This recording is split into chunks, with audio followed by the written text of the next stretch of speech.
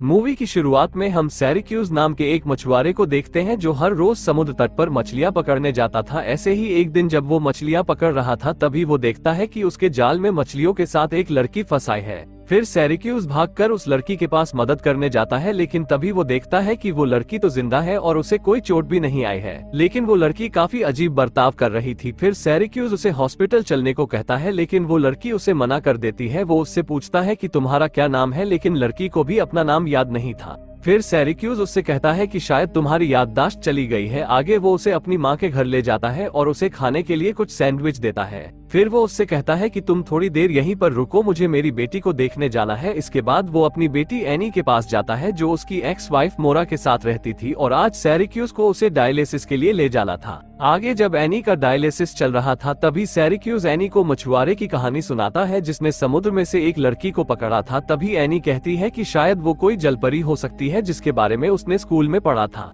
फिर एनी बताती है कि कभी कभी वो समुद्र के किनारे आ जाती है और जब तक समुद्र उन्हें वापस नहीं बुलाता तब तक वो वहीं रहती है। आगे डायलिसिस के बाद सैरिक्यूज एनी को उसकी माँ के पास वापस ले जाता है। यहाँ पर उसकी माँ उसके लिए एक नई इलेक्ट्रॉनिक व्हीलचेयर लाई थी और एनी उस व्हीलचेयर को अपने फादर को दिखाने के लिए काफी एक्साइटेड थी। लेकिन तभी वहाँ पर मोरा आकर सैरिक्यूज पर चिल्लाने लगती है क्योंकि उसने अभी तक डॉक्टर से एनी की नई किडनी के बारे में बात नहीं की थी। फिर अगली सुबह सैरिक्यूज को नदी के किनारे वही लड़की कपड़े धोते हुए दिखाई देती है जो किसी अजीब सी भाषा में गाना गा रही थी। वो लड़की सैरिक्यूज से पूछती है कि क्या मैं तुम्हारे साथ चल सकती हूँ, जिस पर सैरिक्यूज मान जाता है और उसे अपनी नाव में चढ़ने देता है। वो लड़की बताती है कि मेरा नाम ओनेडिन है जिसका मतलब होता है पानी। आगे सैरिक्यूज अपनी नाव को समुद्र के बिल्कुल बीच लॉबस्टर पकड़ने के लिए रोकता है, लेकिन उसकी टोकरी में कोई मछली नहीं फंसती। लेकिन तभी ओनेडिन गाना गाना शुरू कर देती है जिसे सैरिक्यूज ने कभी नहीं सुना था। लेकिन तभी वो देखता है कि उसकी टोकरी अचानक भारी हो जाती है और जब वो उसे बाहर निकालता है तो वो हैरान रह जाता है क्योंकि जो टोकरी पहले खाली थी अचानक उसमें लॉबस्टर और कई तरह की मछलियां फंस गई थी, जिसमें से वो लॉबस्टर को निकाल कर रख लेता है और बाकी को समुद्र में वापस फेंक देता है। आगे वो लॉबस्टर को बाजार में जाकर बेच देता है और उन पैसों में से वो ओनेडिन के लिए एक नई ड्रेस खरीदता है, जिसके बाद वो एनी को स्कूल से लेने चला जाता है। फिर घर आते हुए वो एनी को मछुआरे और जलपरी की कहानी बताता है और कहता है कि वो जलपरी मछलियों के लिए गाना गाती है और वो मछुआरा उन मछलियों को पकड़ लेता है।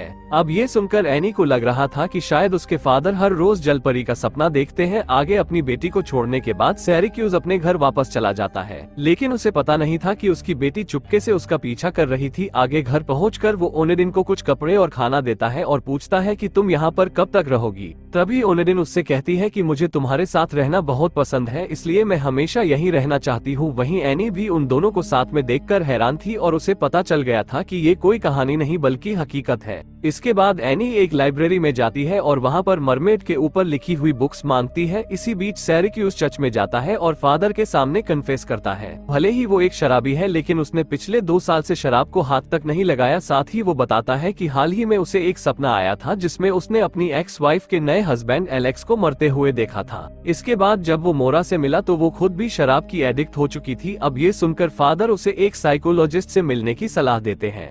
फिर जाने से पहले सैरिक्यूज उनसे कहता है कि अब जो मैं आपको बताने वाला हूँ वो आप किसी को नहीं बताओगे। असल में जब मैं मछलियाँ पकड़ रहा था तो उसी दौरान मेरे जाल में एक जलपरी भी फंस गई थी जो अभी मेरे साथ ही रहती है और मैंने उसे सभी लोगों से छुपा कर रखा है। तभी फादर कहते हैं कि अगर ये सच है तो तुम पहले उसे यहाँ पर लेकर आओ, तभी मैं तुम दोनों की कोई मदद कर पाऊंगा। इसी बीच हम एनी को देखते हैं जो कि जलपरी और उसकी दुनिया के बारे में रिसर्च कर रही थी। दूसरी तरफ ओनेडिन कॉटेज की सफाई कर रही थी, जिसके बाद वो सैरिक्यूज की लाई हुई चीजों को देखने लगती है। उसी दौरान वो मछली पकड़ने वाले जाल को देखकर उससे आकर्षित हो जाती है और उसे अपने हाथ पर लपेटने लगती है। फिर अगले दिन एनी अपनी दादी के कॉटेज में जाती है और वहाँ पर वो ओनेडिन को तैरते हुए देखती है, जिसके बाद वो हिम्मत करके किनारे पर आती है और ओनेडिन से कहती है कि मुझे मछुआरे और जलपरी की कहानी के बारे में सब कुछ जानना है। साथ ही एनी उसे उसकी बीमारी के बारे में बताती है और उसे उसको ठीक करने के लिए कहती है।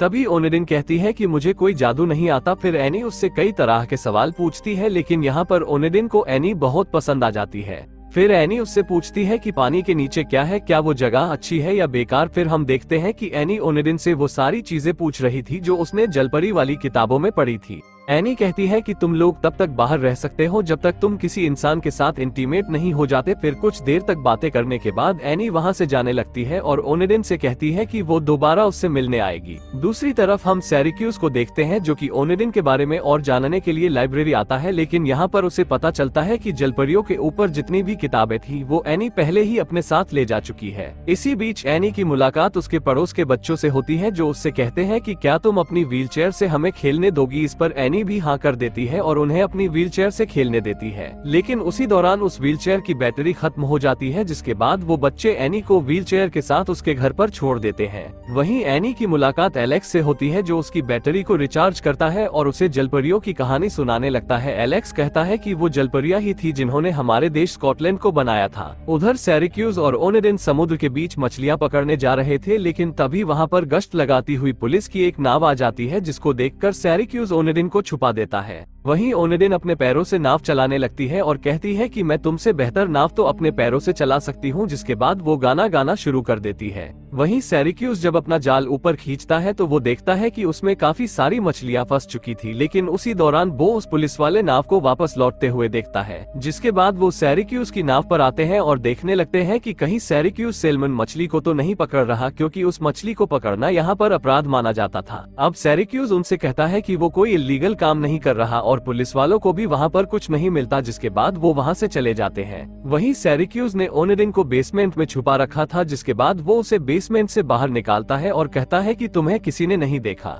इसके बाद वो दोनों बंदरगाह पर वापस आते हैं, जहां पर ओनेडिन कहती है कि मैंने तुम्हें इतनी मछलियां दी तो बदले में मुझे भी कोई गिफ्ट चाहिए और वो गिफ्ट मैं खुद चुनूंगी। आगे वो दोनों वहां से जा ही रहे थे कि तभी रास्ते में उन्हें एनी मिलती है, जिसके बाद वो एनी को भी अपने साथ लेकर एक शॉप पर आ जाते हैं, जहां पर एनी ओनेडिन को एक अच्छी सी ड्रेस चुनने में मदद करती है। वहीं शॉप के बाहर सभी लोग ओनेडिन को ही घूर रहे थे, क्योंकि उन्होंने इतनी खूबसूरत लड़की आज से पहले कभी नहीं देखी थी। आगे वो तीनों सैरिक्यूज के घर पर आते हैं, जहां पर ओनेडिन एनी से पूछती है कि क्या मैं तुम्हें तैरना सिखा सकती हूं, जिस पर एनी भी उसे हाँ कर देती है। आगे जब ओनेडिन एनी के साथ स्विमिंग कर रही थी तभी उसे पानी में कुछ दिखाई देता है। ओनेडिन जब उसे बाहर निकालती है तो एनी उससे कहती है कि पौराणिक कथाओं के अनुसार अगर तुम इस बंडल को मिट्टी में दबा देती हो तो तुम 7 सालों तक जमीन पर रह पाओगी। अब ओनेडिन इसके लिए मान जाती है और वो दोनों जाकर उसे मिट्टी में दबा देते हैं। इसके बाद जब वो नाव पर थे तभी एनी ओनेडिन से पूछती है कि तुम्हारे फादर कहाँ पर है, लेकिन ओनेडिन उसे कोई जवाब नहीं देती। उसी दौरान वो देखते हैं कि वहाँ पर एक लोकल कंपटीशन चल रहा था और बहुत सारे लोग उसे देखने के लिए आए हुए थे। तभी एनी पूछती है कि क्या तुम्हारे पास सच में जादुई शक्तियाँ हैं,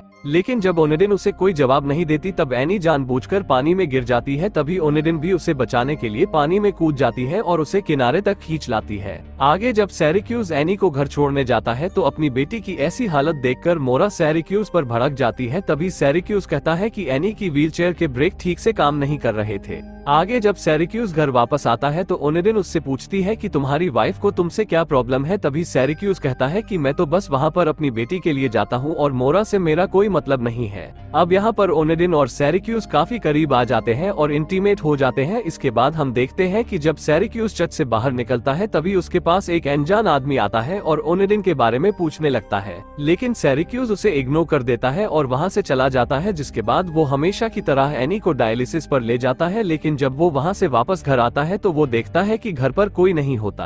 आगे सैरिक्यूज ओनेडिन को ढूंढने निकल जाता है और काफी ढूंढने के बाद वो उसे एक जगह पर मिल जाती है। फिर ओनेडिन उसे बताती है कि उसका हस्बैंड उसे ढूंढ रहा है, लेकिन वो उसे और एनी को छोड़कर यहाँ से नहीं जाना चाहती। तभी सैरिक्यूज कहता है कि मैं विश करता हूँ कि तुम हमेशा यहीं पर रहो। इसके बाद हम मोरा और एलेक्स को देखते हैं जो कि नशे में गाड़ी चला रहे थे और उनके साथ एनी भी थी। उधर दूसरी तरफ ओनेडिन का हस्बैंड बहुत तेजी से गाड़ी चलाकर ला रहा था, जिसकी वजह से मोरा की कार का एक्सीडेंट हो जाता है और एलेक्स की वहीं पर मौत हो जाती है। फिर जब सैरिक्यूज और ओनेडिन को इसका पता चलता है तो वो भागते हुए हॉस्पिटल पहुंचते हैं। आगे डॉक्टर सैरिक्यूज को बताता है कि एलेक्स की किडनी तुम्हारी बेटी से मैच हो गई है, क्योंकि एलेक्स एक डोनर भी है तो हम उसकी किडनी एनी को लगा सकते हैं। दूसरी तरफ ओनेडिन का हस्बैंड उसे ढूंढ लेता है और उससे कहता है कि चलो यहाँ से चलते हैं, लेकिन ओनेडिन उसे जाने के लिए मना कर देती है। उधर एलेक्स की मौत के बाद मोरा सैरिक्यूज से कहती है कि अब मैं एनी को अपने पास में नहीं रख सकती। इसके बाद वो अपनी बेटी की सारी जिम्मेदारी सैरिक्यूज को दे देती है।